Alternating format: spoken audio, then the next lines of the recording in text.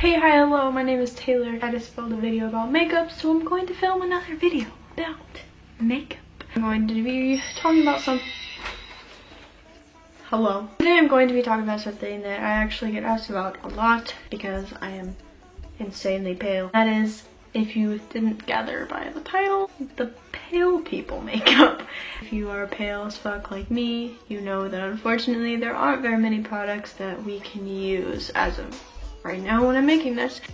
I'm going to show you the products that I have grown to use or been able to work with, and maybe this can help you out a little bit too. I'm sorry that all of my makeup products are like in dirty, bad shape, by the way.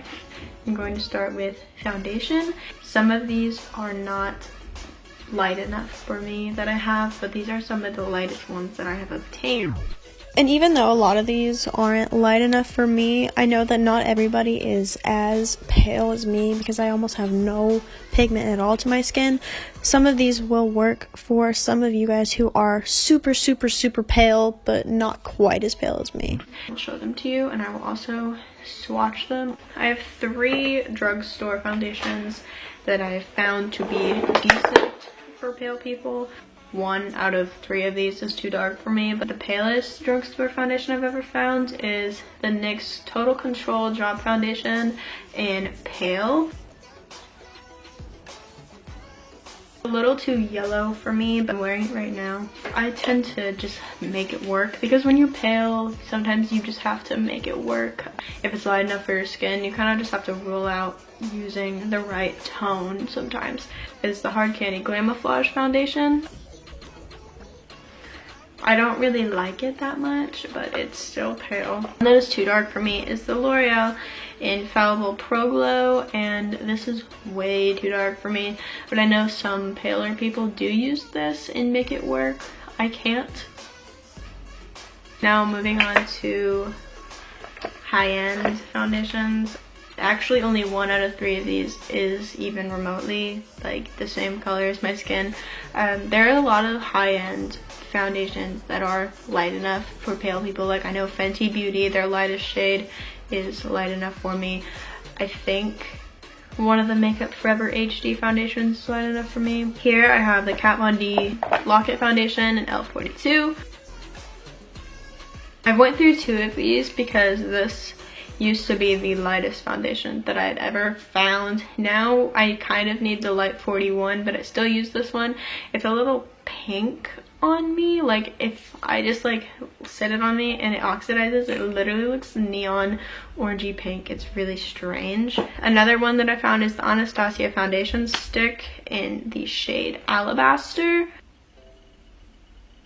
This is actually a little dark for me, but if I use it sparingly, I can make it work. Another foundation that I actually love but is too dark for me, but if you want a foundation, I really recommend this. This is the Too Faced Born This Way in Snow. Great foundation, love it. Wish it was light enough for me because this is so nice and I just want to use it, but I can't. So that's all I have for foundation. So these are the swatches, and I'm gonna start with the order that I show them to you guys. This is the NYX Total Control Drop Foundation in Pale. This is the Glamouflage Foundation in the lightest shade. This is the L'Oreal Infallible Foundation in the shade 201. This is Kat Von D Shade in Light in L42. This is Anastasia Stick Foundation in Alabaster. And this is Too Faced Born This Way in Snow.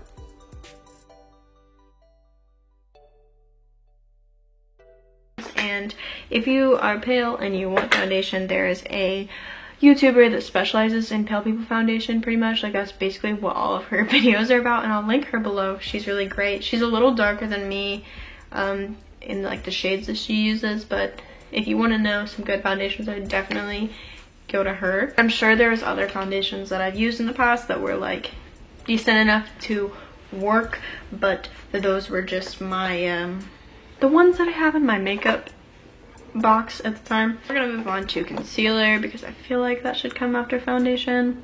And just like a minute ago, I'm gonna start with concealer from the drugstore, and I have one. This is the only concealer from the drugstore that I actually like, and it is really dark on me, so I don't use it. But this is the Hard Candy Glamouflage Concealer. Really great coverage, has a weird smell, but it's pale-ish. Their foundation is lighter than this, their lightest foundation, so it doesn't really work for like highlighting, but I've used it before when I ran out of concealer. It's okay. These concealers First I have the Naked Skin concealer by Urban Decay, and it is too dark for me. It does not cover very well, but it's okay. It's pale-ish. I have the Shape Tape concealer by Tarte, which is also too dark for me, but I love this concealer and I use it anyway. I make it work. You have to do a lot of that when you're pale. This is light enough for me, and this is the Kat Von D Lock It concealer, and I hate this stuff. This is in L1 Neutral. I used this one, and then I want to get the white out just to mix with my Shape Tape because I hate the consistency of this. It shows my pores so bad, but it is light enough. It's the only concealer I found that actually highlights my face. These are the concealers that I showed you guys in the order that I showed you, and this is the Hard Candy Glamouflage Concealer in the lightest shade. This is the Naked Skin Concealer in Fair. This is the Shape Tape Concealer in Fair, and this is the Kat Von D Lock It Concealer in L1 Neutral. The next thing is highlighter, and I actually don't have my Moonchild palette in here, but that one is one of them.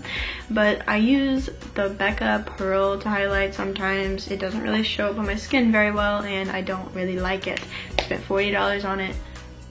Would take that back literally any day.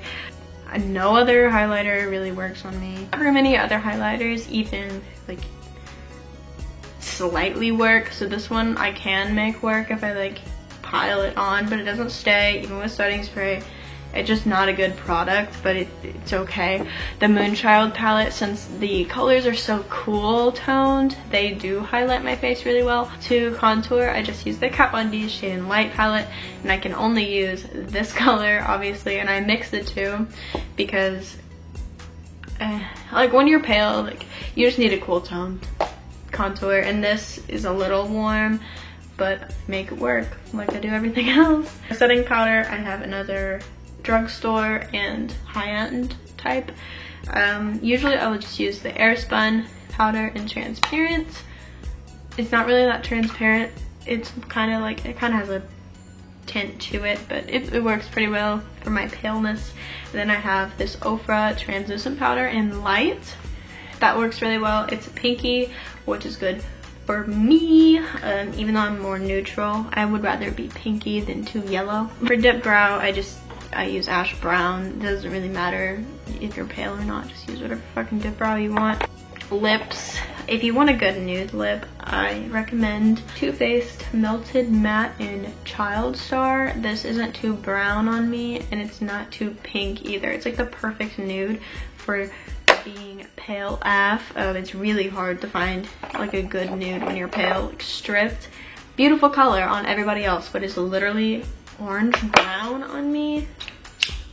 And if you're pale, you do have the advantage of being able to use pretty much any eyeshadow color that you want and looking good. So I'm not going to show you like the eyeshadows that I use because I literally only use like 2 eyeshadow palettes. Don't even care. If you have any questions about pale people makeup or like things I've maybe used and that, like, you could ask if I recommend it, and I will tell you. We could talk in the comments below. Thank you for watching. This video might seem stupid, but it actually has been requested a lot because I feel like I'm one of the fucking pale bitches, and this is just informational, and I feel like it needs to be said.